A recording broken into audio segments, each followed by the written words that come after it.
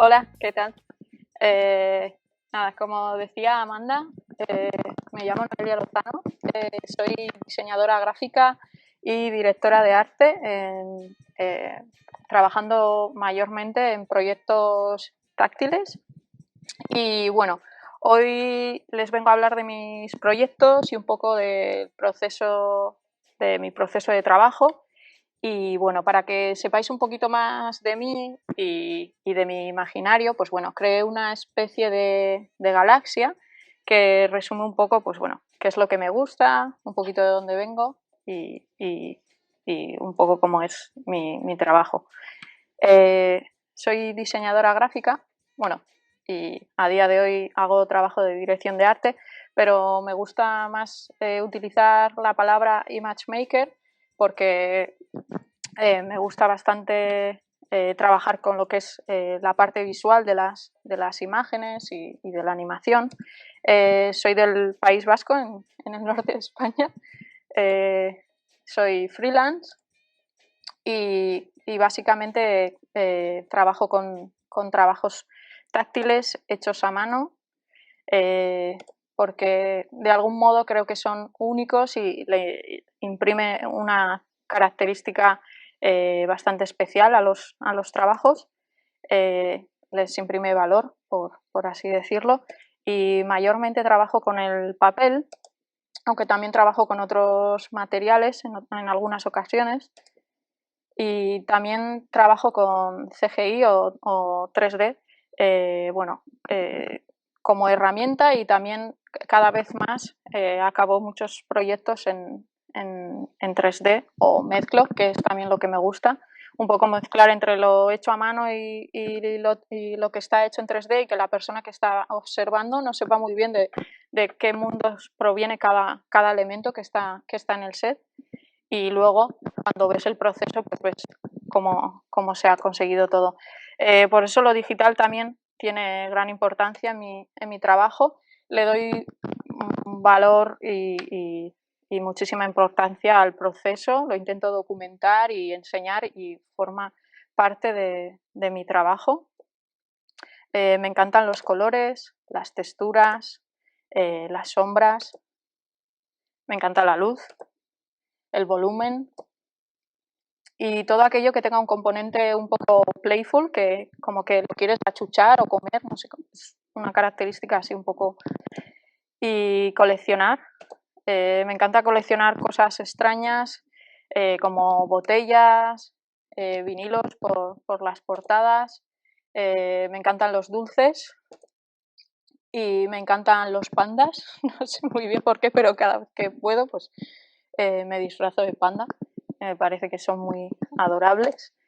Y me encantan las bicicletas y dar vueltas en la bici y viajar y bueno, y descubrir nuevas culturas, ver el mundo, es parte de lo que me apasiona, y lo que os vengo hoy a contar es un poco el valor del diseño hecho a mano en una época digital. Eh, los caminos no son líneas rectas, en mi caso no fue así, no llegué al diseño gráfico directamente, sino que están llenas de curvas y de búsquedas continuas, y un poco intentando explorar y buscar qué es lo que me gustaba. Y mi camino sería un poco así. Comencé estudiando periodismo y bueno, durante la carrera, como estábamos en el mismo edificio y bueno, y tocábamos veníamos de la misma raíz de carreras, pues bueno, seleccionaba muchas disciplinas que tenían que ver con la publicidad, como el diseño gráfico publicitario, la ilustración, y bueno, fue un poco ahí el primer acercamiento que tuve al diseño gráfico. Pero bueno, era algo que me gustaba hacer, pero que no lo veía como un trabajo. Y bueno, después de acabar la carrera, no me preguntéis muy bien por qué, salté a un grado de telecomunicaciones, Luego estuve trabajando 3 años y medio en un estudio de ingeniería y bueno, hacíamos muchos planos, proyectos de cableado estructurado, domótica, ICTs y bueno, trabajábamos mucho con planos en 3D y en volumen y en esta parte fue un poco, o en esta parte de mi vida fue un poco cuando empecé a tocar el tema de trabajar en 3 dimensiones, trabajar el volumen, las texturas y bueno, lo que ocurrió en esta época es que llegó un momento que me gustaba lo que hacía, pero no me llenaba y no me veía haciendo esto toda la vida. Y en mi tiempo libre invertía más tiempo en cosas que tenían que ver con el diseño gráfico o cosas creativas que con lo que era las telecomunicaciones en sí.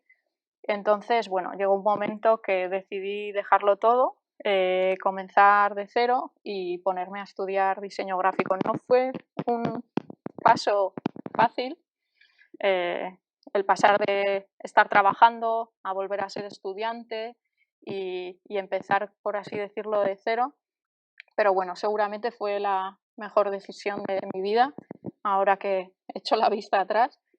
Y bueno, al principio pensaba que había perdido un poco el tiempo, tenía bastante ganas de avanzar muy rápido, era como que llevaba mucho tiempo perdido, ¿no? Por así decirlo, y, y eso me generaba mucha ansiedad, pero luego con el tiempo me di cuenta que todo el trabajo que probablemente realizo a día de hoy es un poco un compendio de todo lo que he estudiado o todo lo que he tocado, de todas ellas, de todos los estudios que he hecho, he sacado algo que hoy en día aprovecho o me sirve para el trabajo que desarrollo en el estudio a diario. Y bueno, mientras estudiaba desarrollé un portfolio así bastante como de papercraft.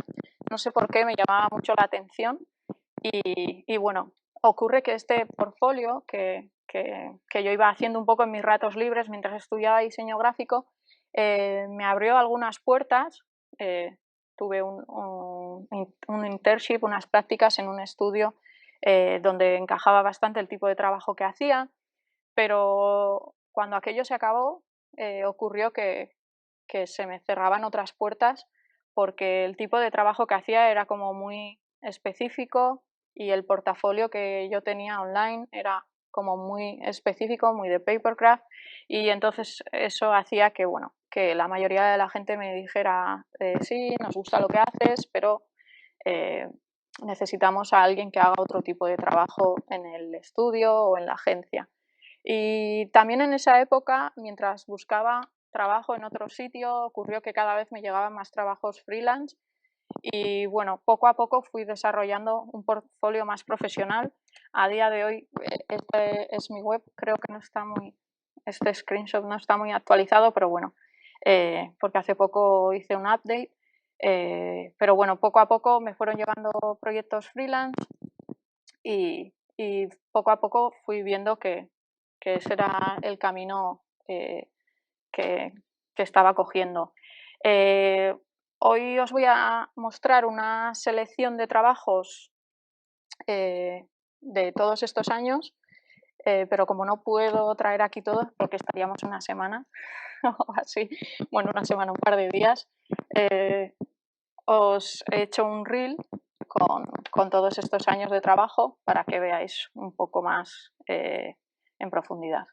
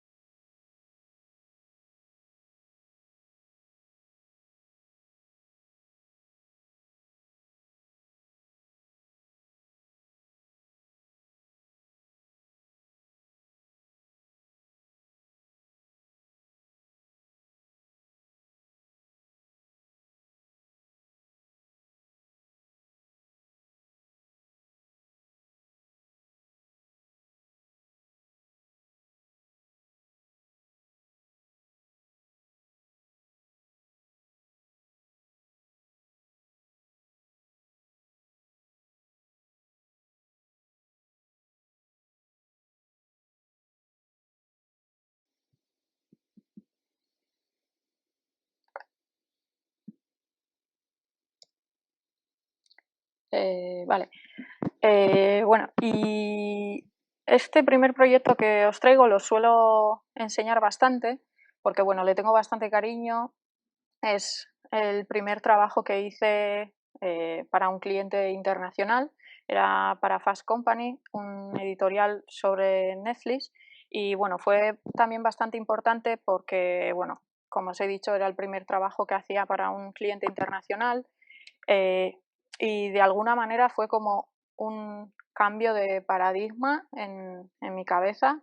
Empecé como a creerme que podía hacer trabajo para clientes que no estaban en España y de alguna manera, pues bueno, ganarme la vida con mi propio trabajo. También fue bastante importante porque, bueno, tuve que encargarme de la fotografía, porque era un trabajo editorial con lo que, bueno, no había un budget muy excesivo, con lo que lo tenía que hacer todo in-house. Y bueno, eso también, de alguna manera, empezó como o sea, empecé como a tener que encargarme yo de esas cosas y entonces, bueno, un poco fui ganando habilidad en el hecho de tener que yo hacerle las fotografías a los sets. Y también en esta época comienzo a bocetar en 3D, porque bueno, para trabajar proyectos hechos a mano con el cliente me resultaba mucho más fácil como herramienta poder enseñarle bocetos hechos en 3D y de alguna manera que en esa parte ellos pudieran hacer cambios, me diesen feedback, eh, modificar elementos, cosas que tuviesen que ver con el set y a partir de ahí, cuando tuviese un boceto aprobado, saltar a la parte de construcción, que es mucho más rápida, y luego crear el set, sacar la foto y mandar la pieza final. Esto hace que en la parte de la construcción yo no tenga que estar mandando un work in progress todo el rato, sino que sea mucho más rápido porque ya saben, tienen una imagen bastante cercana de cómo va a ser el set final. Y eso, bueno, me ayuda bastante porque si no tendría que estar haciendo y deshaciendo pasos que, que en un trabajo hecho a mano sería bastante laborioso. Eh, en este caso, por ejemplo, yo siempre que recibo un brief, los primeros bocetos con el cliente son este tipo de bocetos muy rápidos en Illustrator para que ellos tengan una idea o varias opciones de bueno, cómo yo interpreto lo que tienen en mente y a partir de ahí, una vez el cliente selecciona un camino o una idea por donde podemos ir más o menos, entonces ahí ya salto al 3D. En este caso, este sería el boceto en 3D después de haber trabajado eh, varios días con el cliente haciendo cambios, teniendo feedback. Y bueno, este es en este caso el boceto aprobado por el cliente. Como podéis ver, no es un boceto eh, maravilloso, o sea, no, es un boceto en 3D, pero con un 3D muy rápido, con unas luces, volumen, y con esto me es más fácil que el cliente vea en vez de en un boceto plano y luego a la hora de realizar el set eh, me es mucho más fácil, voy ya como a tiro fijo y ellos ya tienen una idea muy muy cercana de cómo va a ser el set y no hay sorpresas ni grandes cambios. Esto sería cómo quedaría el boceto en el layout y bueno, esto es un poco la pieza final. Hay mucha gente que me pregunta que por qué no mando esto o por qué no me quedo aquí. eh, y bueno, no sé, yo creo que esta imagen al fin y al cabo tiene unas texturas, unos detalles que en el digital no se pueden conseguir porque el digital es muy perfecto y todo aquello que es hecho a mano tiene siempre un punto de imperfección que le aporta realismo. Para este editorial también tuvimos que hacer un gráfico, bueno, no os he dicho, era un editorial sobre los ups and downs de Netflix, porque en aquel entonces tampoco Netflix no era tan conocido como es hoy en día, o no era una marca tan fuerte, sino que tenía muchas subidas y bajadas, y bueno, el editorial iba sobre eso, y bueno, tuvimos también que hacer un gráfico para esta edición Y bueno, este era el boceto en 3D y esto era un poco la imagen final en papel. Y bueno, para que veáis un poquito más el proceso, qué es lo que hay detrás, qué es lo que todo el proceso que hubo detrás, os dejo con el making of.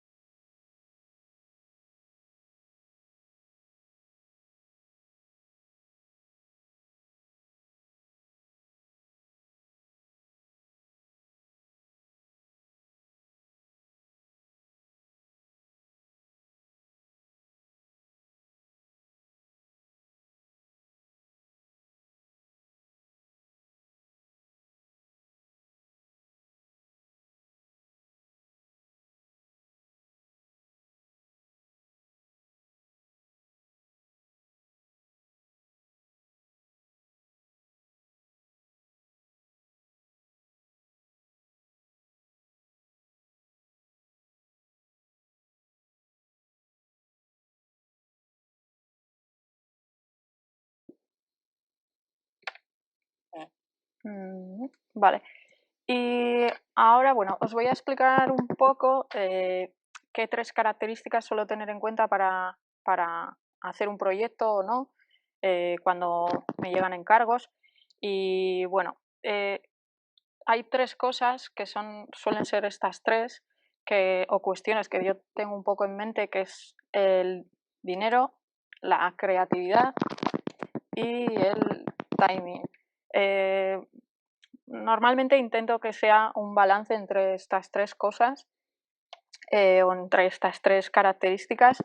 Hay proyectos de repente tienen un budget muy alto, pero la creatividad es un poquito floja, de timing son muy cortos, pero bueno, igual tienen un budget más alto, y cada proyecto suele tener o tener, rondar con estas 3 características, eh, y por así decirlo, yo siempre intento balancearlas, porque al ser un estudio pequeñito, siempre suele ocurrir que una de dos, o hay proyectos que te dan mucho dinero y te quitan creatividad, o hay otros que te dan mucho tiempo para hacerlo, pero el budget es muy pequeño.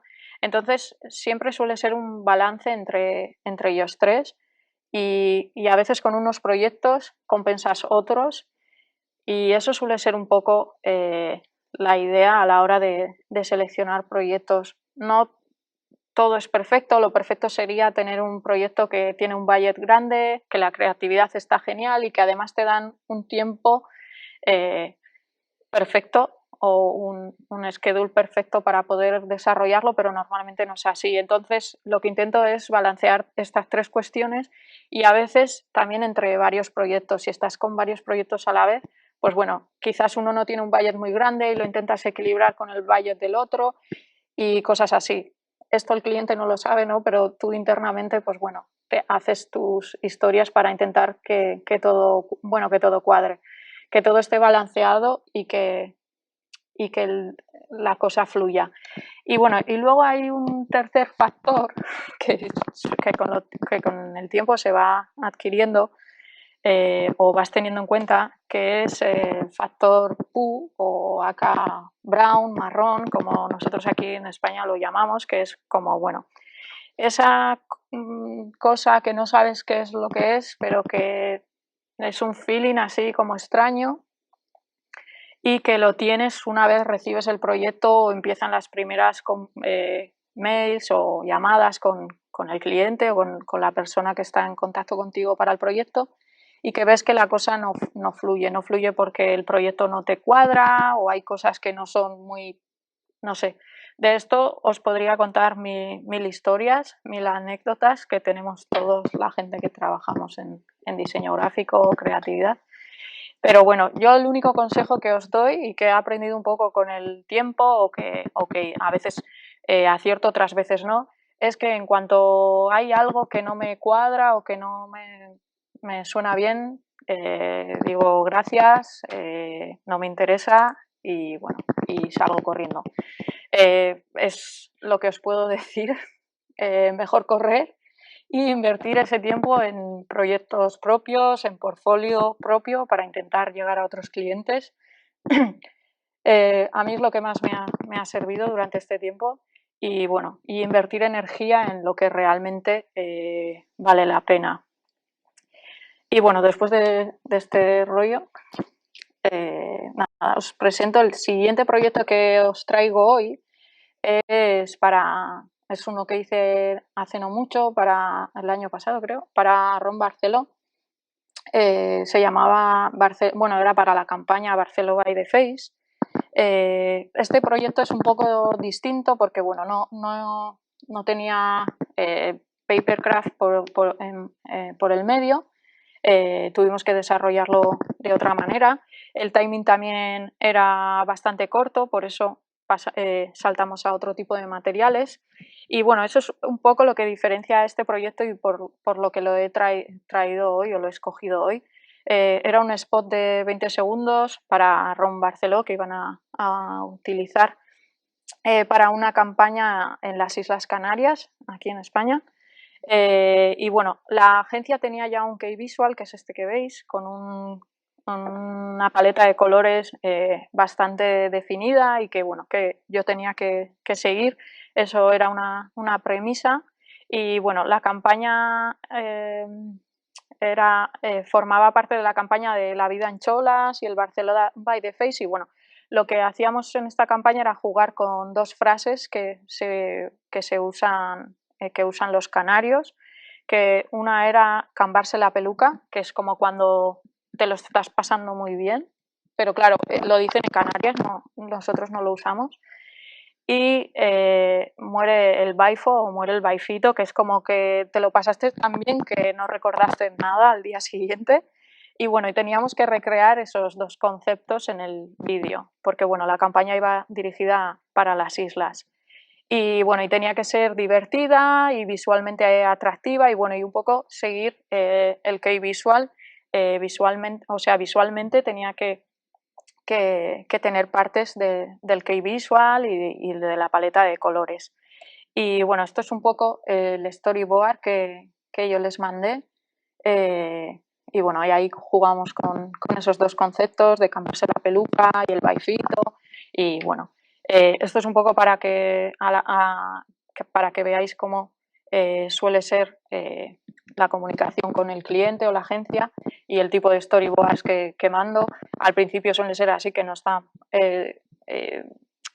muy desarrollados, porque de ahí empezamos un poco a trabajar. Y bueno, una vez el cliente, en este caso la idea les encajaba y tal, y bueno, una vez ellos ya ven que eso les cuadra, bueno, aquí empezamos ya a trabajar un poco los stills en 3D, que es un poco como yo suelo trabajar para los sets. Aquí podéis ver un poco más de lo que es el proceso de construcción. Como os he dicho, en este caso no había papel, había muy poco tiempo, creo que eran como 2 semanas y media para este vídeo de 20 segundos. Entonces, la idea era, pues bueno, en vez de utilizar Papercraft, que normalmente suele ser algo más laborioso, saltamos al DM. El DM, bueno, es como un pequeño aglomerado, madera, que bueno, se puede cortar con láser o con unas máquinas y bueno, y luego se puede pintar y funciona también bastante bien en el set. No es papel, pero bueno, es otro tipo de set que también es bastante playful y bueno, sí, un poco también el estilo de cosas que a mí me gustan y el estilo de trabajos que yo hago encaja muy bien con este material también. Y bueno, aquí podéis ver un poco cómo a partiendo del 3D se cortaron todas las piezas, el proceso de pintado. Claro, a la hora de pintarlo también es verdad que el Papercraft te da unas cualidades, que es que no tienes que estar esperando a pintar nada porque tienes que ir montando poco a poco. Pero claro, en el caso de pintar sí que nos encontramos con la parte del secado, que para algo que tuvieras que pintar y que tenías que darle varias manos, pues bueno, al final había unos tiempos que por mucho que intentases avanzar, pues que te los marcaba las horas que tenías que esperar para poder volver a dar la segunda o la tercera mano. Eso también nos condicionó, pero bueno, se tuvieron que meter horas y al final salió. Aquí podéis ver más partes del proceso de pintado, de los distintos elementos y cómo se diseñó. Y bueno, aquí ya un poco todo cómo estaba montado en set. El set era, como os digo, todo montado en DM, no hubo papercraft por ningún lado y el resto de cosas eran, pues bueno, la cabeza era una cabeza de foam pintada con spray y el resto de elementos eran props comprados para que se habían decidido y se habían chequeado con la agencia para meter en el vídeo. Y bueno, aquí os dejo un poco para que veáis el proceso de cómo fue todo este trabajo.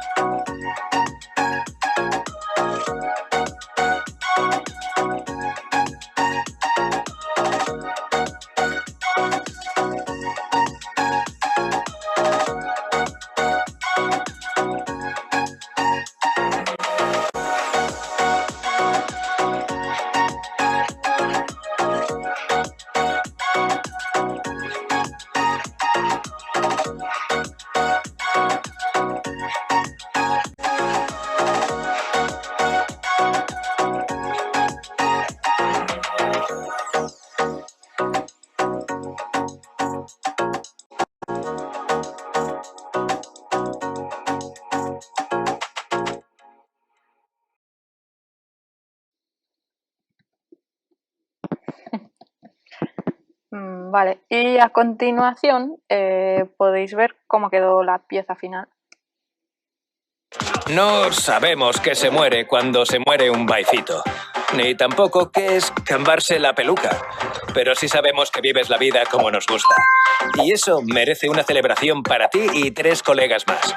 Entra en barcelobaideface.com y consíguela. Que la vida en cholas y el Barceló by the Face. Vale. Pues y el siguiente proyecto que he traído hoy, este también es bastante reciente. Lo hice hace unos meses para el cliente Art & Hammer, que es bueno, un bicarbonato, un baking soda de Estados Unidos, y la campaña se llamaba Miraculous First Stars. Y bueno, ahí podéis ver cómo era el producto. Es un baking soda pues bueno, de Estados Unidos y teníamos que desarrollar varias animaciones. Querían como 3 animaciones y el concepto o la idea que querían que se siguiera era qué es lo que puedes llegar a hacer o elaborar con el baking soda, porque yo no lo sabía, bueno, no lo sabía, sabía que tiene, que se puede usar para la ropa y para bastantes cosas, ¿no? Para limpiar también, pero no sabía que tenía tanta usabilidad y tantos productos que podías desarrollar con él. Y resulta que sí, que tienen recetas incluso, si vais a internet, de cosas que se pueden hacer con el bicarbonato, y hay infinidad de cosas que se pueden hacer. En este caso es una marca que además suele compartir bastante esas recetas con sus usuarios para que ellos pues bueno, las sigan, y ellos suelen experimentar bastante internamente para darles los tips y las medidas de las recetas para que luego la gente pueda probar y hacer cosas en su casa y utilizar obviamente su producto, el baking soda Arm & Hammer. Y bueno, en este caso habían seleccionado como 3 recetas. Por un lado estaba el slime, que lo puedes desarrollar con el baking soda y bueno, y más productos. Las bolas de baño, que son bombas de baño, y el Fresh Air Soda, que es bueno, un spray para los olores, que también se puede hacer con el baking soda. Y un poco la idea de esta campaña era que de una manera visual y animada se explicase a la gente cómo puedes llegar con el baking soda a elaborar mediante esas recetas un producto que te ayuda en tu día a día. Y bueno, teníamos que centrarnos en esos 3 productos. Ellos también me mandaron las recetas para que yo los hiciera y poder utilizarlo el producto final en la animación.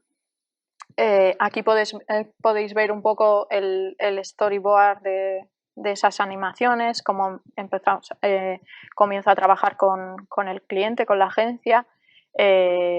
Y bueno, un poco la idea, aquí hay, esto es otro slide de otro storyboard.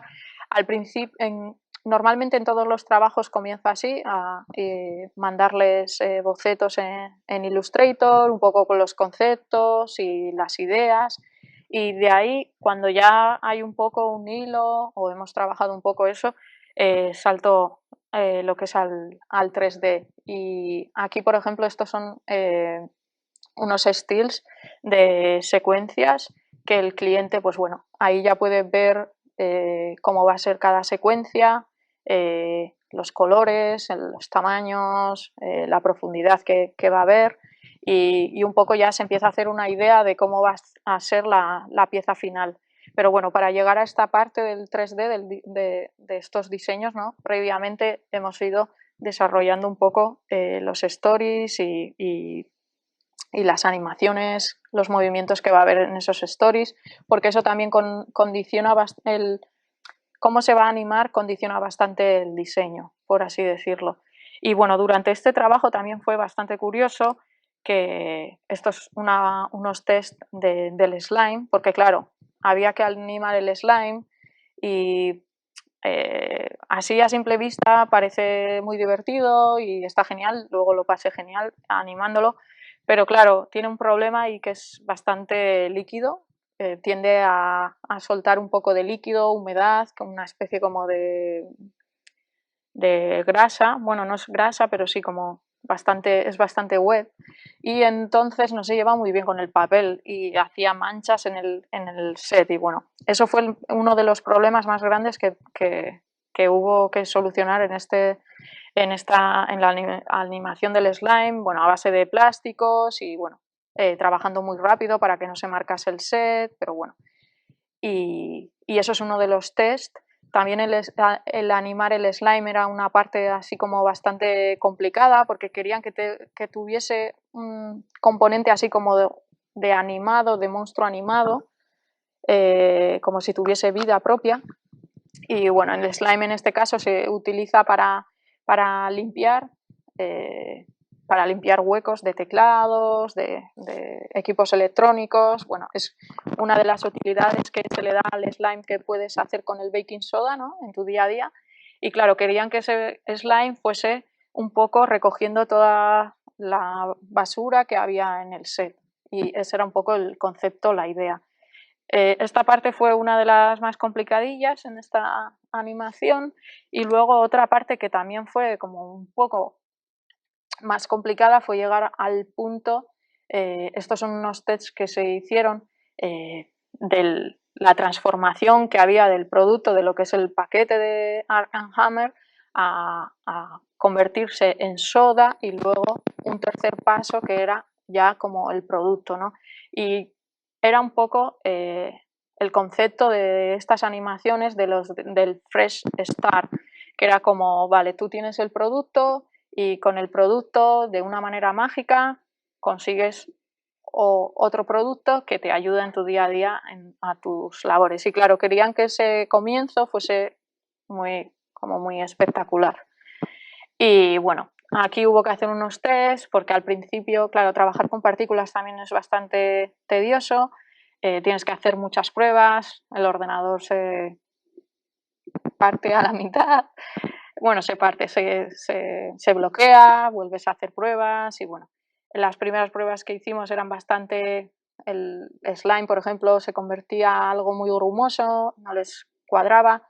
La segunda prueba, que es donde veis la de abajo, era un poco más con un polvo o una explosión naranja. A mí era la que más me gustaba de todas las pruebas que hicimos, pero a ellos no les encajaba tanto porque querían que se visualizara mucho que era baking soda, que no era la caja en sí la que se convertía en el producto, o sea, en naranja, en otro producto, sino que tenía que ser que esa caja se veía que era baking soda, que luego se convertía en el otro producto.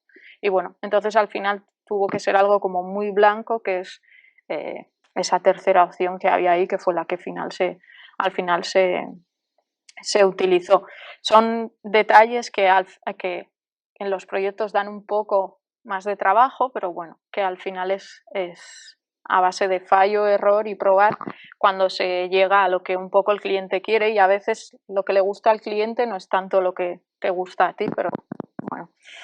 Y esto, por ejemplo, es una de las animáticas que se les pasó para que ellos aprobasen y así, un poco para que viesen los movimientos, los tiempos. Obviamente el slime aquí no estaba animado como iba a estar animado en real, pero bueno, es un poco para que veáis el proceso interno, cómo suele ser, qué es lo que les suele llegar y cómo trabajamos en el caso de proyectos que son así como hechos a mano y que luego van a tener un proceso bastante laborioso, ¿no?, de creación. Por eso en los bocetos y en la animática y en esas primeras semanas es bastante importante que el cliente vea todo y lo visualice lo mejor posible, porque luego salto a un proceso que es como bastante tedioso y bueno, de vez en cuando les suelo enviar, porque ellos lo piden, y para hacerles también partícipes de ese proceso, un work in progress con avances sobre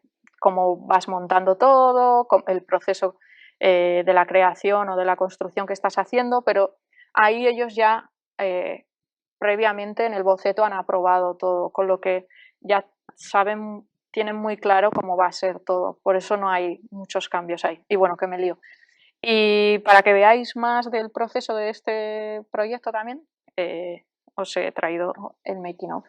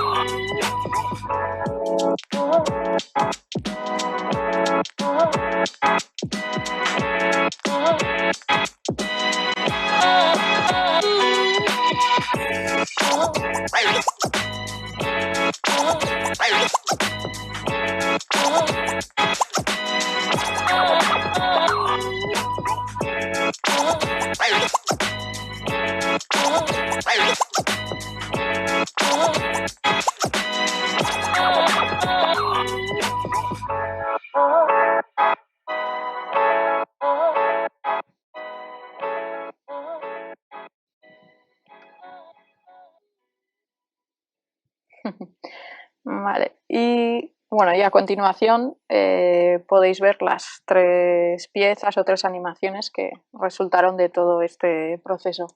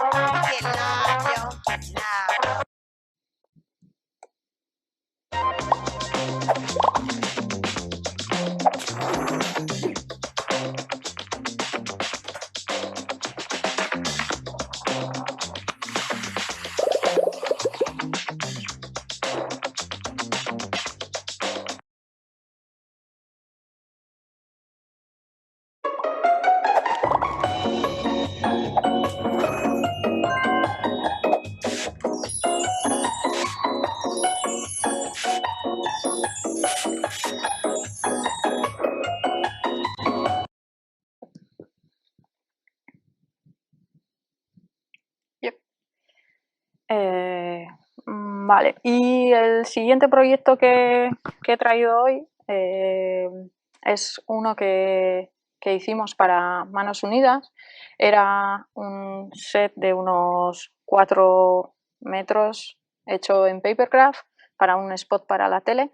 Y bueno, este encargo me llegaría a través de Liona, que es una directora española que ha rodado spots para infinidad de marcas, de grupos de música y bueno, muchos de los grupos de música que a mí me gustan ha rodado videoclips con ellos y bueno, con lo que era un poco un proyecto como wow.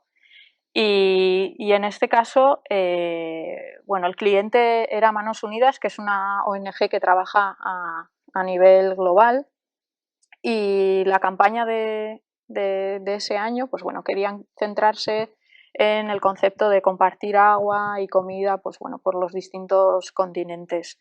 Y la idea era recrear o crear, hacer un set, una recreación de 3 continentes por los que mediante en una animación de stop motion en Traveling, pues bueno, se animaría la acción. Y bueno, este set tenía como casi 4 metros y en mi caso, pues bueno, yo me tuve que encargar de todo lo que era la dirección de arte y la construcción del set. Bueno, y en este proyecto hubieron como 3 partes bastante importantes que eran pues, la creación del set en sí, luego estaban los puppets, que eran los muñecos animados que iban a formar parte del set y de la animación, y había una tercera que eran los props que estaban en el set y que también partes de ellos estaban animados.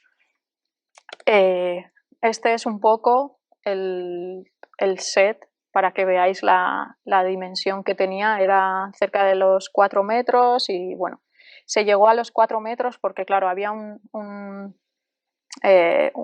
problema, una historia que es que tenía que tener todo un mínimo de medida para que pudiera ser animable. Por ejemplo, los puppets. Y claro, partiendo de lo más pequeño que los muñecos podían ser, de ahí se escalaba el set. Cuando comenzamos a trabajar nos dimos cuenta que, bueno, que al principio teníamos en mente un set más pequeño, pero luego por las proporciones, pues al final se acabó desarrollando un set de casi 4 metros. Y eso empezaba a dar un poco de problemas porque, bueno, no podía desarrollar el set de 4 metros y cogerlo en una pieza entera y moverlo luego al set de shooting donde se iba a realizar toda la producción, porque bueno, el set yo lo tenía que construir y trabajar con el equipo desde mi estudio, desarrollando, y luego iba a haber una fecha para el shooting, para producir todo. Por eso tiene la peculiaridad de que es un set que estaba construido como de una manera modular, que en sí todas las piezas encajaban. Ahí podéis ver África, Asia y América, que eran los 3 continentes que íbamos a representar. Y todas esas piezas y todas esas partes iban a funcionar como si fuese un mecano. No iban a estar hechas y fijadas, sino que luego se iban a fijar en el set para que pudieran ser transportables y pudiese llevarse todo desde mi estudio hasta el set donde se iba a grabar o a hacer toda la producción. También por el hecho de que era un traveling y se iban a animar los puppets, una de las cosas que había que tener en cuenta a la hora de diseñar era qué materiales utilizar. En este caso, la idea era utilizar foam, porque en el foam podíamos pinchar todos los elementos y moverlos fácilmente, si había que ajustarlos en cámara, porque claro, luego todo esto iba a ser un traveling de 4 metros que con el tiro de cámara íbamos ajustando las cosas. A mí me ayuda mucho trabajar todo en 3D, porque en el 3D puedo recrear una cámara como la cámara real con el mismo objetivo, y normalmente hay muy pocas variaciones, pero sí que es verdad que luego en set y con el punto de mira de la cámara todo tiene que ajustarse y todo tiene que cuadrar para que quede igual que en los bocetos. Pero aunque eso ayuda, siempre es verdad que hay cosas que luego en cámara hay que mover un poco, pequeños elementos que hay que ajustar y que solo lo puedes ver una vez estás en el set. Por eso uno de los materiales por el que se optó era el foam, pero el foam también daba problemas a la hora de trabajarlo. Uno de los problemas que tuve al empezar a trabajarlo es que no era no se quedaba muy liso.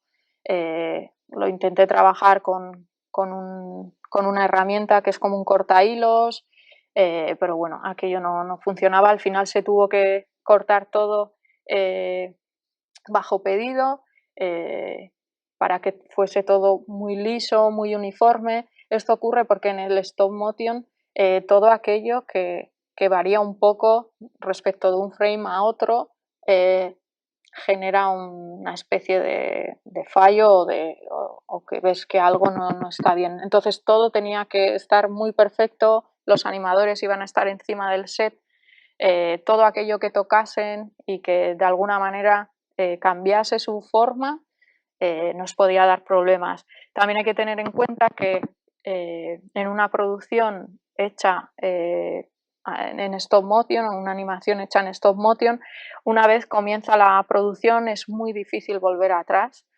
Fueron 4 días de producción, 2 para montar todo, las luces, los sets, y luego hubo otros 2 que era únicamente de shooting. Y cuando hay vídeos así o spots así para clientes muy grandes, normalmente los días de producción están eh, muy van muy exactos y todo tiene que ir muy fijo. No puede haber un fallo a la mitad, al segundo día, que te haga volver atrás en el shooting, porque realmente no hay tiempo. Si un frame ya no está bien, o si algo se mueve, algo cambia, habría que volver al principio y eso nos daría muchos problemas. Por eso la creación del set en sí era bastante importante. Y bueno, para mí también era bastante importante porque era la primera vez que hacía algo así tan grande y que de alguna manera tenía la responsabilidad de que fuese muy pulido, muy limpio y que luego en set no diese problemas, porque si no, podría haber un problema el día de la producción. Esas fueron las planchas que luego se cortaron con unas máquinas y ahí las podéis ver como luego yo las trabajé. Aquí podéis ver también una parte de los montes que formaban el set. También se utilizaba el foam y el material como cartón y papel. Eso también nos ayudaba porque era muy ligero, se podía transportar muy fácil, pero al mismo tiempo es muy consistente, con lo que eso hace que el set en sí tenga dos características que son que sea resistente a pequeños cambios y que no sea muy pesado de transportar, que eso también en las producciones a veces puede dar dolores de cabeza. Y bueno, aquí podéis ver también cómo yo lo iba construyendo y eran todo piezas modulares que luego iban a encajar. Esto es algo curioso que la gente que trabaja en 3D, pues bueno, seguramente le parecerá gracioso, y es que en 3D tú puedes hacer booleanas, que es que un objeto entra en otro y lo corta. Es como una especie de magia porque lo puedes hacer con dos objetos y es un deformador que hace que ocurra eso sin que tengas por así decirlo, que modelar ese objeto porque lo corta el otro. Eso en el 3D, cuando yo trabajo, es muy fácil de hacerlo, pero claro, luego en real resulta que tienes que hacerlo físicamente y es que un objeto entra en el otro porque es lo que ocurría en esas plataformas. Y bueno, y aquí podéis ver un poco el esqueleto de cómo un set, una pieza entraba en la otra y luego tenía que todo encajar porque, bueno, como os he dicho, iban a ser piezas modulares o todo iba a ir por como si fuera un Lego y se iba a montar o a finalizar en el set de grabación. Y bueno, otra de las partes que os he hablado antes eran los puppets, que eran los muñecos o los personajes que se iban a animar. Esto también era bastante importante porque los animadores los iban a animar en set y bueno, también era muy importante que los propios muñecos en sí, su ropa o su forma no cambiasen o no se alterase según se iba animando, que eso es un poco lo que es importante en el stop motion porque es foto a foto, frame a frame, y si hay algo que se mueve o varía de un frame a otro, luego eso se ve, y por eso la construcción era bastante importante. Aquí podéis ver un poco el resumen y aquí un poco un esquema de cómo se elaboraron esos puppets y bueno, ahí está el diseño 3D. Luego, para darles un poco de consistencia y que se pudieran animar las distintas partes como los brazos, las piernas, necesitaban tener unos huesos, que son esa segunda parte que veis, que era una impresión 3D que hacía un poco de huesos o la armadura del muñeco. Luego el siguiente que podéis ver en marcas azules son los cables de aluminio que iban a llevar los puppets para que pudieran ser animados. Porque los puppets iban a ser animados sobre sí mismos y luego, bueno, hay otras partes que después os contaré que iban a ser animadas de otra manera. Ahí podéis ver el puppet final o el diseño del puppet final, que sería un poco cuando ya tiene todo lo que es los huesos, el alambre y la parte que sería como un unwrap o un wrap por fuera, que es el paper craft. Y aquí lo podéis ver un poco en el proceso cuando los fui creando. En esta parte fue también muy importante hacer equipo con el animador, con Edu, porque él tenía muchísima más experiencia animando muñecos. Yo era la primera vez que diseñaba muñecos para que fueran animados y los creaba. Y bueno, él me iba dando tips y entre los dos íbamos un poco haciendo feedback para a ellos cómo les iba a ir bien que estuviesen construidos para poder animarlos y que fueran fluidos. Aquí podéis ver un poco el proceso de cómo se le iba metiendo el alambre a los puppets, y esas serían las partes que iban a tener articuladas, como los brazos, la cabeza un poco, parte del cuerpo y las piernas. Aquí veis un poco los personajes. Teníamos 3 continentes, estos creo que eran los de Asia. Y bueno, también es verdad que en este proyecto ocurría que había que enfatizar mucho que cada continente fuese como muy reconocible. Eso es algo que el cliente tenía como muy en mente y que hubo que tener en cuenta a la hora de diseñarlos. Aquí están los de Sudamérica y África, y bueno, aquí podéis ver un poco la tercera parte, que eran los props. Había muchas partes del set que iban a ser animadas también, que formaban parte del set como elementos, y en este caso los puppets estaban animados sobre sí mismos, pero estos otros elementos estaban animados por sustitución o reposición. Esto quiere decir que para recrear el movimiento de animación de un frame a otro, lo que se hace es cambiar ese elemento por otro un poco distinto, en donde, por ejemplo, en el caso del árbol, es una versión un poco más grande que se va sustituyendo hasta que recreas lo que es todo el nacimiento del árbol. Para todo ello, pues hace falta poder construir y recrear todos esos pasos para que la animación sea fluida y para que todo se vea bien en cámara. Aquí podéis ver, pues bueno, un poco los distintos pasos que se crearon para el caso de, por ejemplo, los árboles, y aquí, bueno, cómo se fueron construyendo, y al final fue un trabajo bastante laborioso. Esto se podría hacer seguramente en 3D, pero sí que es verdad que el punto del stop motion y del craft, el poder lograrlo en 3D es más complicado, y es un poco el punto y el valor que le daba también esta parte.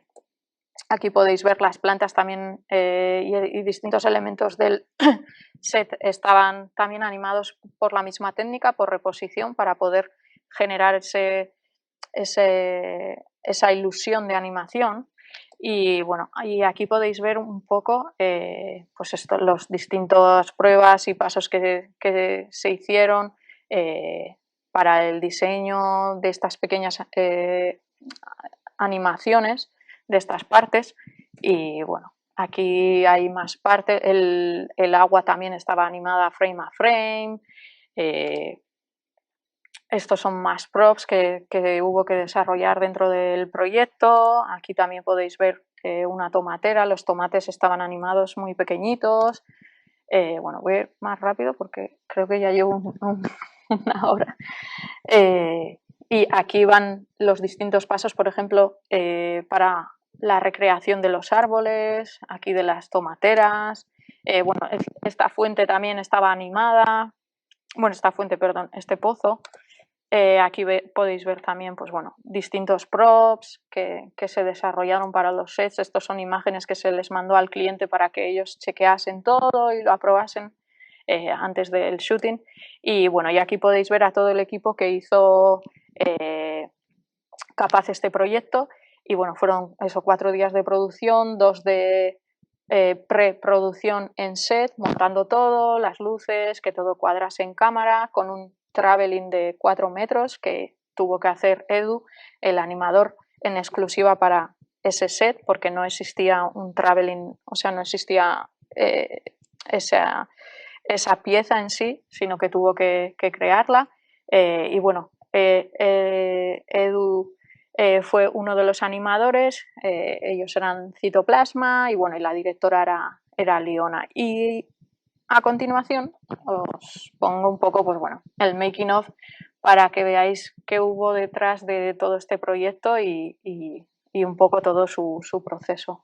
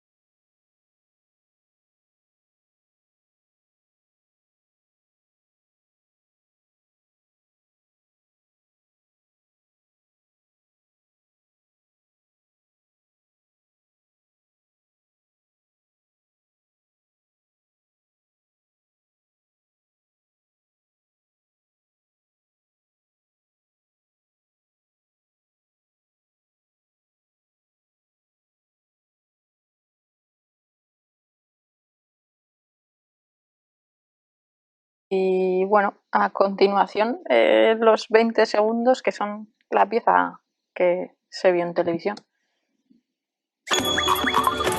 Ahora que lo compartimos todo, podemos compartir mucho más. Podemos acabar con el hambre en el mundo. En Manos Unidas desarrollamos proyectos en 60 países para conseguirlo. Plántale cara al hambre. Comparte lo que importa.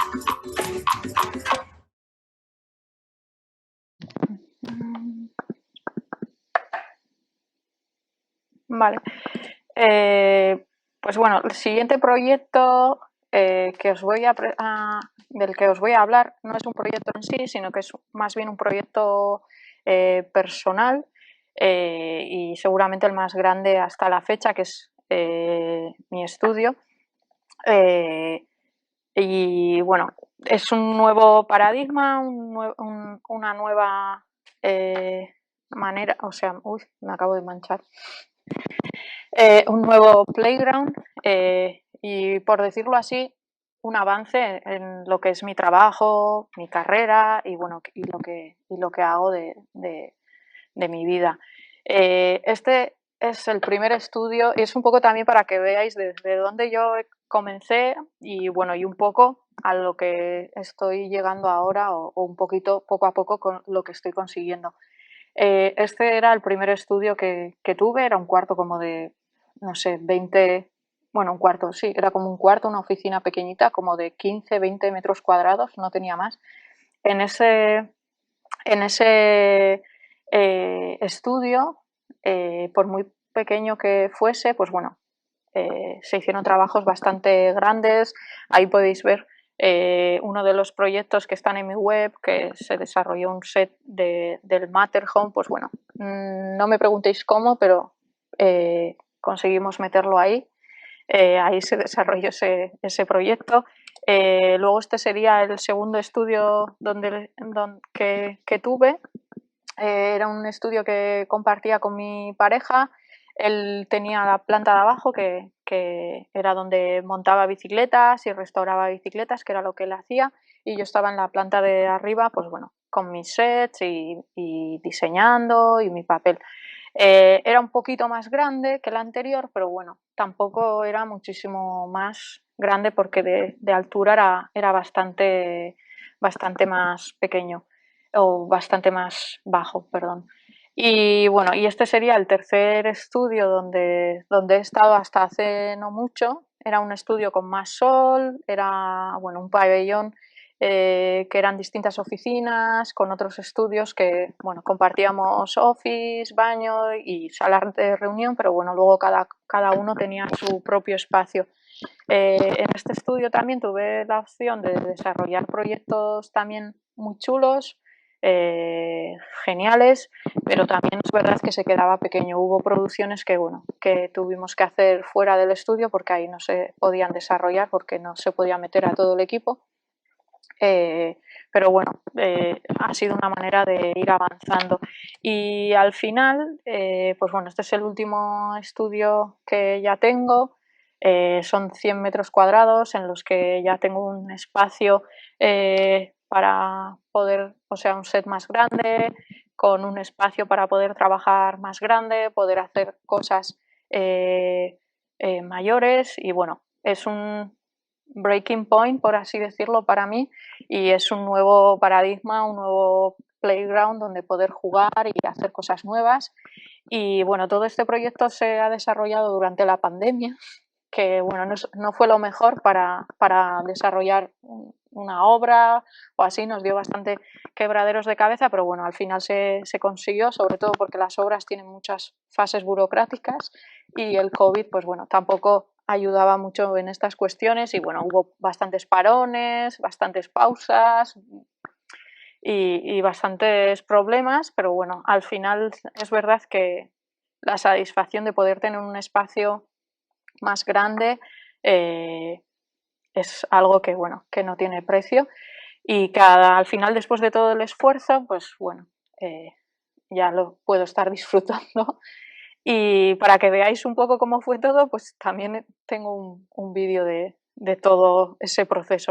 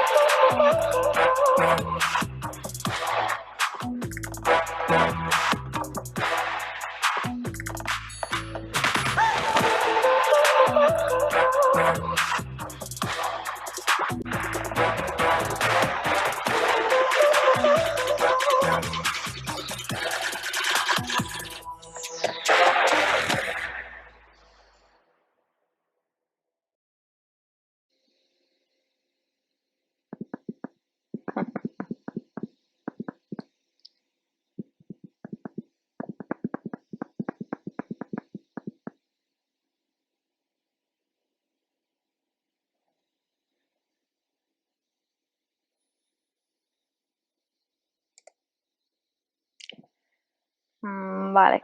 Y por último, ya para ir finalizando, bueno, normalmente solía tener una lista de consejos infinita de cosas que hacer, que no hacer, pero al cabo de dar varias charlas o varias ponencias, me he dado cuenta con el tiempo que todo se ha resumido a una cuestión que es work hard, fail harder.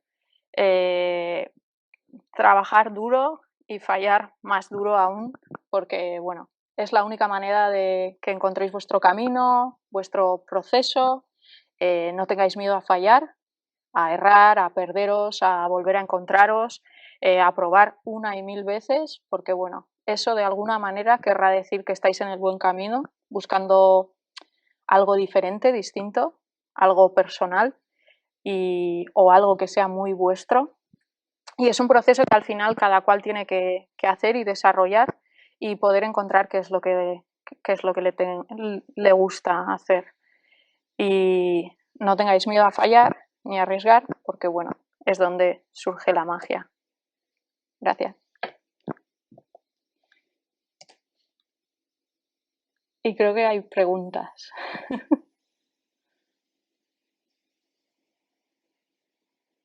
Gracias. Sí, hay varias preguntas. Primero, yo creo que todo el mundo va a salir corriendo a buscar la tijera y el papel porque, wow, qué universo tan increíble se puede crear. Muchas gracias. Está increíble. Pero yo te voy a hacer una pregunta antes de pasar a las del público. O sea, ¿alguien te enseñó a hacer esto? O sea, si alguien quisiera incursionar en me encanta esto, se ve flipante, me muero por hacerlo, ¿hay una escuela o esto es empírico, aprendiste sola, experimentando?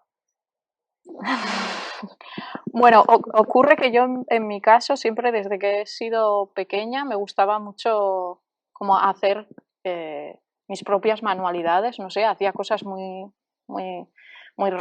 raras, como todo aquello que quería y que no tenía y que lo podía montar yo, lo hacía, no sé, y quizás venga un poco de ahí, de haber hecho cosas, de probar, pero creo que no hay una escuela.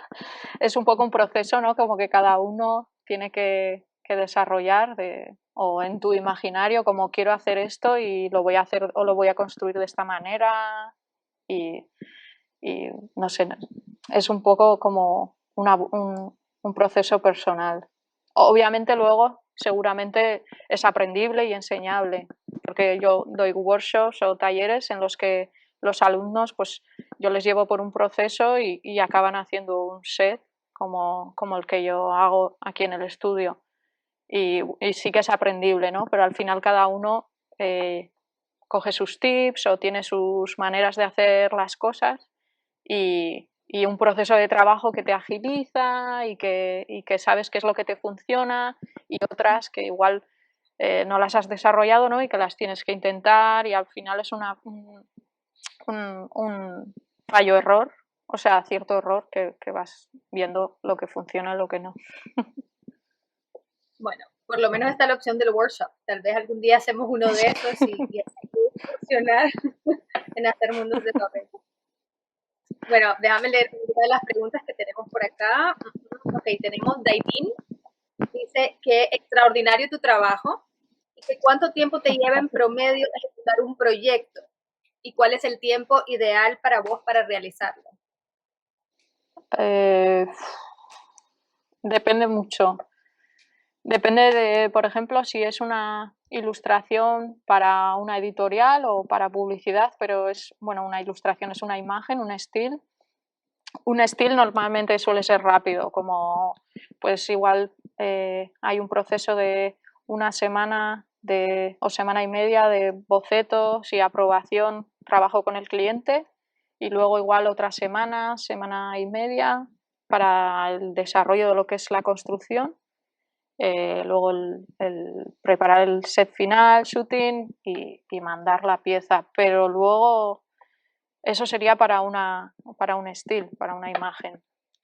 Pero luego depende mucho de si es una serie de imágenes, si es una animación, si es un proyecto que tiene stills y tiene animación, si los stills parten de la animación o son totalmente distintos. Depende, depende mucho. En el último que nos compartiste de Manos Unidas, ¿cuánto tiempo llevó, por ejemplo? Porque esto era, wow, enorme. Ese creo que comenzamos a trabajar en junio. En junio fue como la época que yo recibí ese proyecto, y hasta que, bueno, también es verdad que las primeras semanas suele ser como un poco negociación, ver timings, budget, y ese proyecto luego el shooting se hizo las primeras semanas de septiembre. Pero también es verdad que ahí estuvo el verano de por medio, entonces hubo meses en los que, bueno, yo paré porque tenía que ir de vacaciones, luego había algunos otros que tampoco la agencia estaba al 100%. Bueno, el verano no suele ser la mejor época, pero ese proyecto fue bastante grande. Pues sí, se comenzó como en junio, los primeros meses y el primer contacto, y luego el shooting estaba para septiembre. Okay. Bueno. Y en budget se podrá preguntar, ¿no? ¿Cómo cuánto cuesta un proyecto así de ambicioso como Manos Unidas? Depende mucho. Por ejemplo, aquí en España los budgets son más ajustados. Depende de si es como ese para tele o publi, entonces hay un poco más. Pero siempre los clientes de fuera, americanos, pagan bastante más que lo que se puede pagar aquí. Y en cifras, a mí nunca me gusta hablar mucho de cifras, pero sí que te puedo dar un tip, que es que cualquier precio de aquí de España en Estados Unidos lo puedes hacer como por 10. Nos pasa parecido acá. Vamos a tener que conseguir clientes de Estados Unidos. Okay. Sí. Otra pregunta de Mateo Muñoz, que dice que qué tipo de papel o materiales son los más utilizados y los que recomiendas para la construcción de sets. A veces el material delimita mucho lo que luego quieras hacer, como por ejemplo el proyecto que enseñé del slime, pues había que tener en cuenta que iba a mojar el set.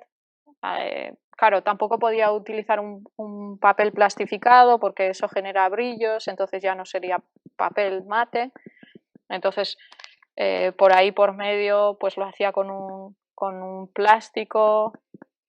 Luego había partes que no podía usar el plástico porque si no tenía que retocar mucho. Y bueno, entonces depende mucho de lo que luego vayas a hacer, pero normalmente en mi caso suele ser papel muy normal.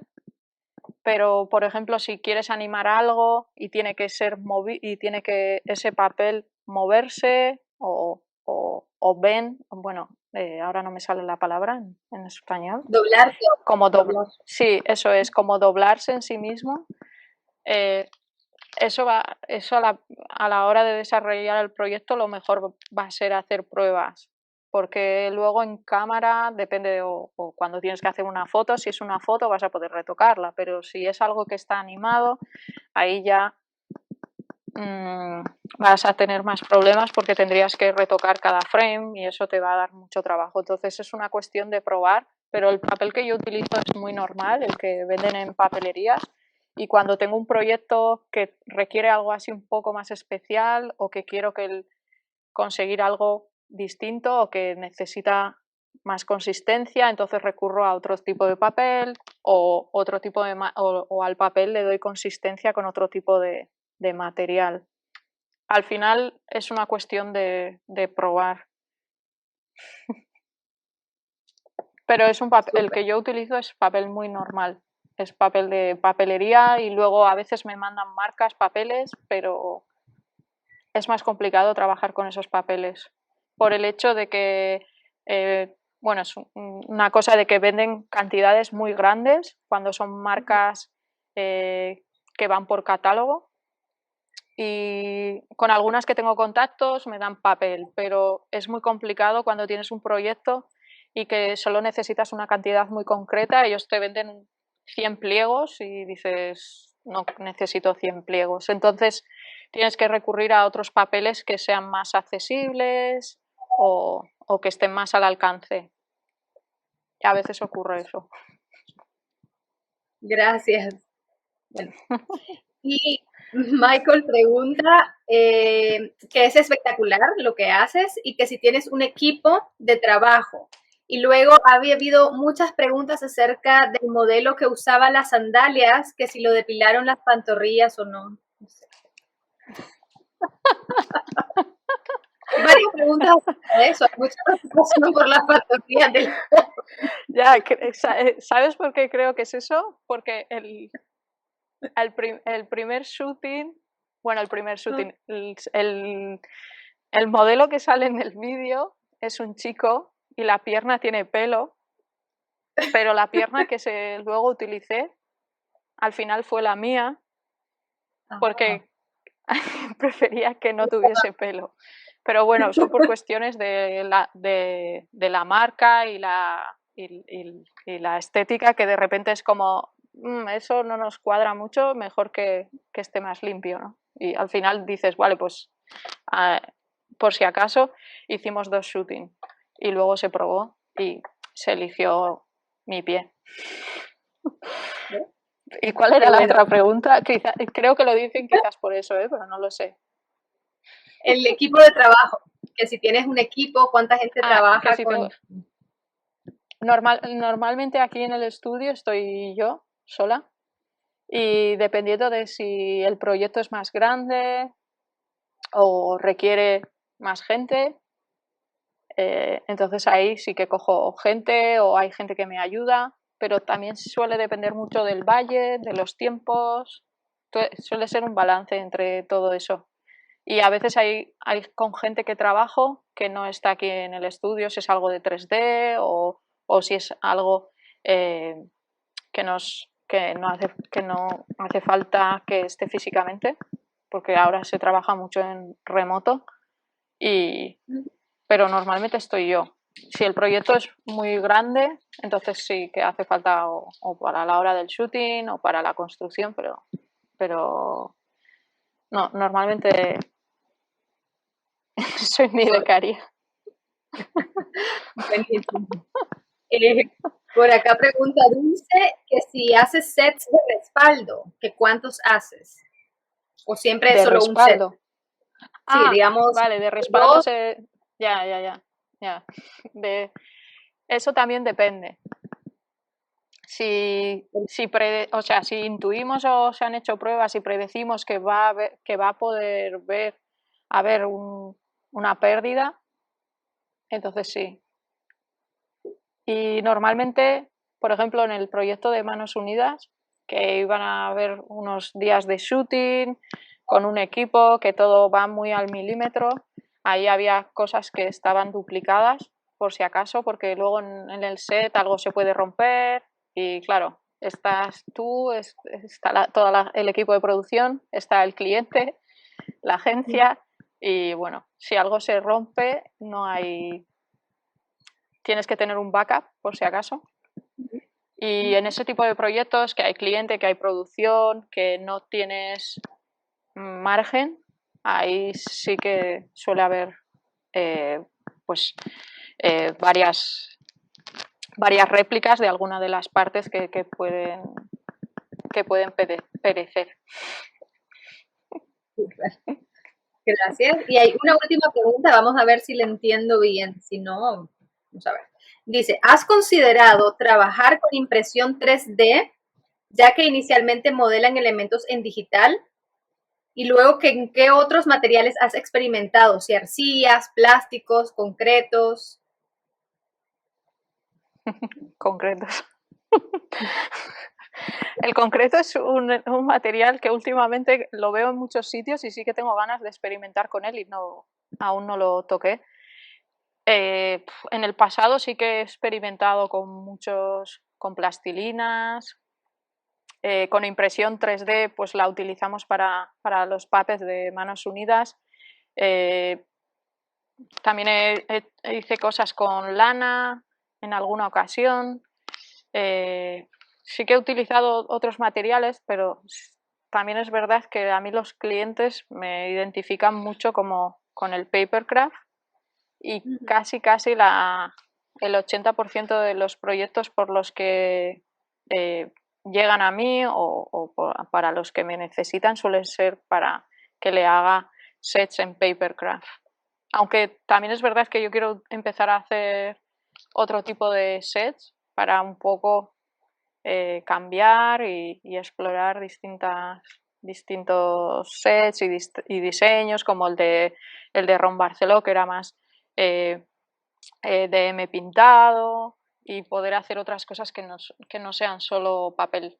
Por eso el estudio creo que me va a ayudar un poco, un poco la idea de haber montado el estudio y haber invertido en un espacio más grande, también es el poder en un momento dado que haya más gente, poder coger a gente y poder hacer cosas aquí un poco distintas y más grandes sin tener que ir a alquilar un estudio o hacer las cosas fuera, que siempre es un poco más tedioso que el poder desarrollar todo en el mismo espacio.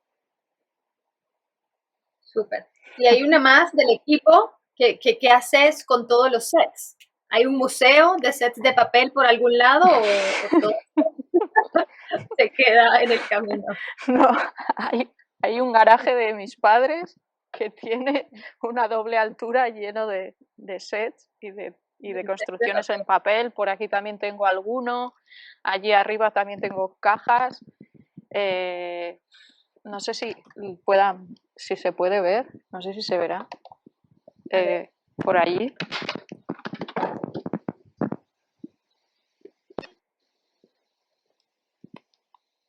Sí. Hay alguno que guardo y bueno, yo casi, y por aquí hay más. Pero El robot de papel, wow, tipo este.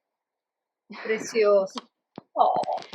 Y normalmente cuando son más así como una pieza, siempre guardo algo como de casi todos los trabajos. Tengo alguna pieza o alguna parte que he guardado y que me la quedo o en el estudio o me la llevo a casa. Pero me cuesta mucho tirarlos. Alguna vez he tirado cosas porque ya era un poco síndrome de Diógenes, pero las intento guardar. Luego también es verdad que hay clientes que lo compran. ¿Sí? O sea, me pasó acabar producciones y el cliente quería los sets o los objetos. Pero claro, normalmente yo o es una parte que al principio de cuando empiezas a negociar el budget, si ellos no lo han hablado, los sets no son parte del trabajo. Ellos si me piden stills o animación, eso es el trabajo que va a haber. O si quieren un making of también, es lo que me encarguen. pero las piezas normalmente me las quedo yo, a no ser que el cliente lo negocie y quiera las piezas, y entonces ahí pues hablamos de otro budget para que le mande las piezas. Y entonces hay veces que los clientes las quieren y me pagan y se las mando. Sí, están espectaculares. Yo las querría también, las pondría en algún lugar porque quedan súper chulas. Bueno, yo creo que no tenemos más preguntas. No sé si vos tenés algo más que quieras compartir antes de despedirnos. No, únicamente daros las gracias y fue un placer compartir con vosotros mi proceso, mi trabajo, un poco todo lo que ha sido así un poco un resumen y únicamente eso, que ha sido un placer. El placer también ha sido nuestro. Gracias, Noelia. Esperamos vernos pronto. No sé, ese workshop me suena que tenemos que hacerlo. No sé si funciona virtual o no esto, pero vamos a ver qué pasa. Todo se puede. Gracias. Muchísimas gracias. Chao.